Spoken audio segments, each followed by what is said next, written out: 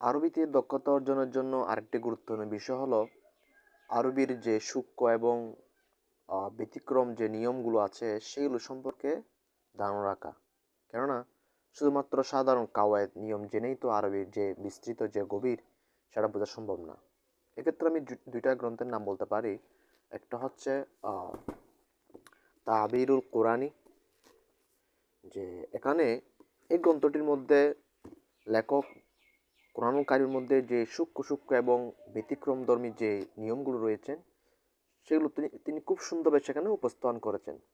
এবং যেমন মুসা ইসলামের ঘটনা কোরআনুল কারিমের মধ্যে বিভিন্ন জায়গায় বর্ণিত হয়েছে এবং সেগুলোর মধ্যে যে সূক্ষ্ম পার্থক্যগুলো রয়েছে, শব্দের পার্থক্য, বাক্যের পার্থক্য এবং এগুলো সূক্ষ্ম যেগুলোর অর্থ একটা রয়েছে সেগুলো নিয়ে তিনি খুব সুন্দর আলোচনা করেছেন।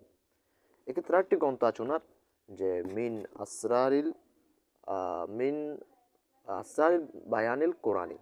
অর্থাৎ এই গ্রন্থটির মধ্যেও লেখক কোরআনকারীর মধ্যে যে সূক্ষ্ম এবং ব্যতিক্রমধর্মী যে নিয়মগুলো রয়েছে সেগুলো তিনি খুব সুন্দর এখানে উপস্থাপন